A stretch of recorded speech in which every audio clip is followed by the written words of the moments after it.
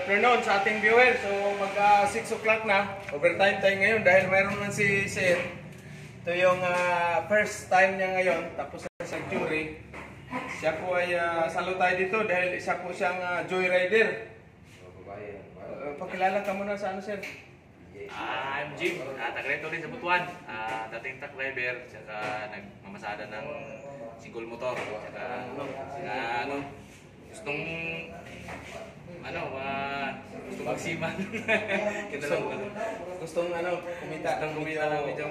Hindi medyo, sir. Malaki-laki. Laki-laki kasi ganyan ang buhay natin. Alis ka dyan.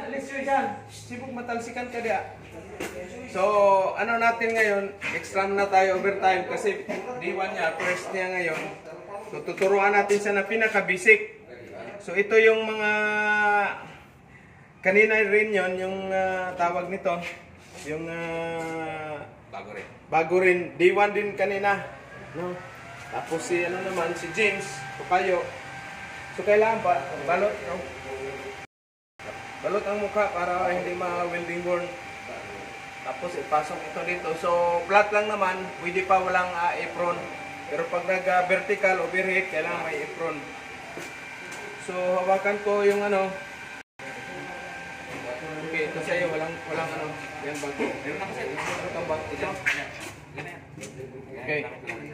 So ngayon, ako muna titira tapos titingnan mo muna. Ha? Yes, sir. Yun sa'yo, lingas mo. So, basic. So,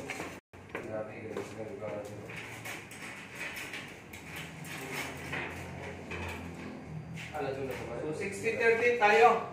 60-13 yung electrode na gamitin natin. Flat position. Okay?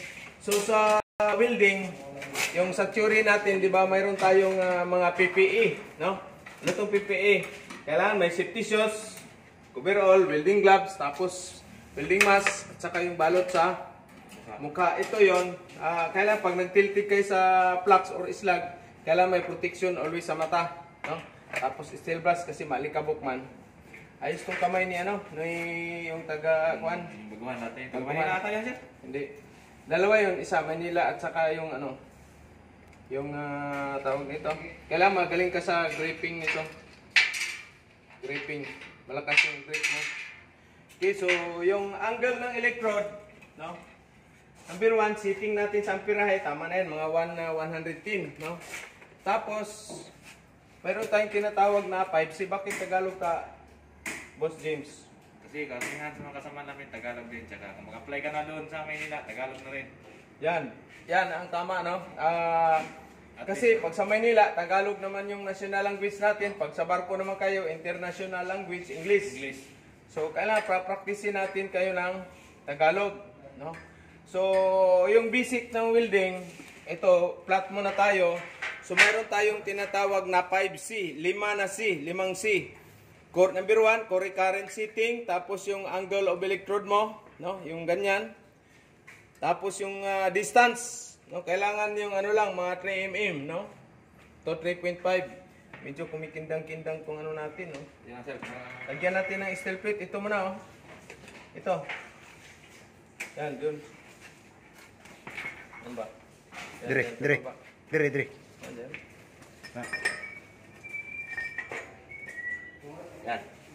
Yan, medyo ayos na.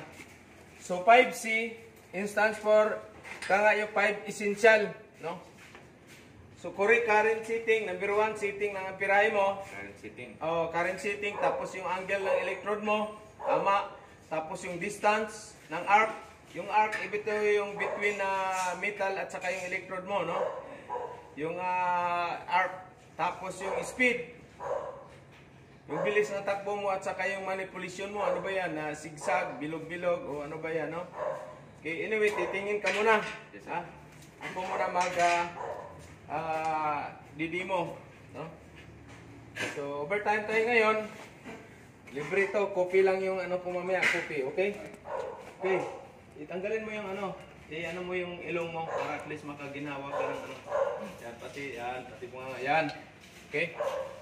Okay, so, ready?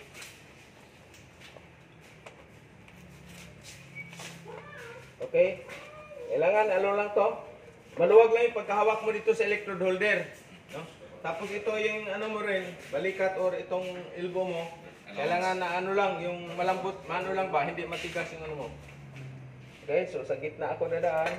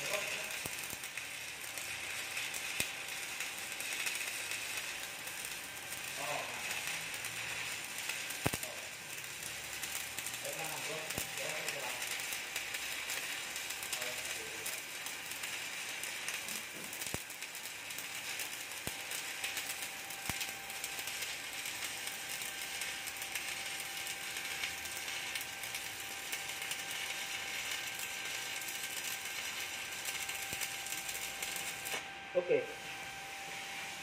So, yun. No? So, ganito lang kaiksi. No? Iksi yung electrode holder mo. So, protection sa mata, kailangan. No?